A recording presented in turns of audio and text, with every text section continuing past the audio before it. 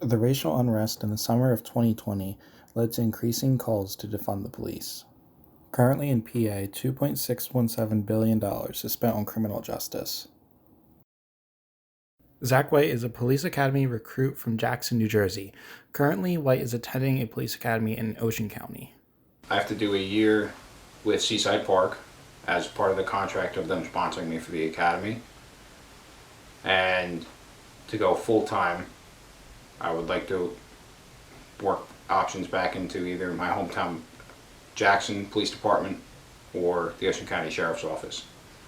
According to former Assistant Chief of Police at the Phoenix Police Department in Arizona, Kevin Robinson, there is absolutely room for police departments to make cuts to their funding. I think it's important for police departments to look within their budgets and to find portions of it that can be cut and then reallocate those funds over to the social service organizations. Even someone who is currently enrolled in Police Academy can see that there is room for budget reallocation.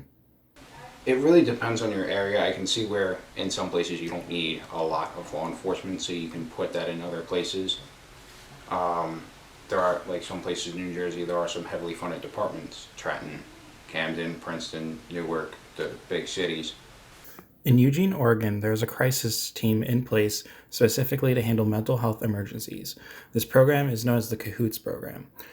CAHOOTS teams will respond to nonviolent mental health emergencies, and they have the option to call for police backup if it is deemed necessary. And I think police agencies across the nation are doing things that they probably should not be doing, dealing with chronically mentally ill individuals, because that's a recipe for a disaster for any police department to constantly deal with that population.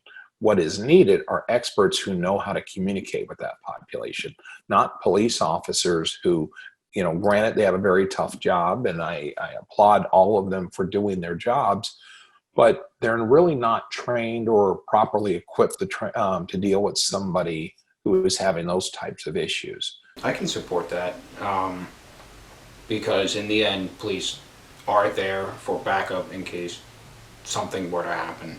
But a lot of people now are scared of the uniform. So if an officer were to show up to a nonviolent call, either people won't talk or I wouldn't say talk, but express as much as they should to help them. So if you're sending somebody like a social worker that's a regular person, they might feel more comfortable talking to that person rather than having a badge and uniform in front of them.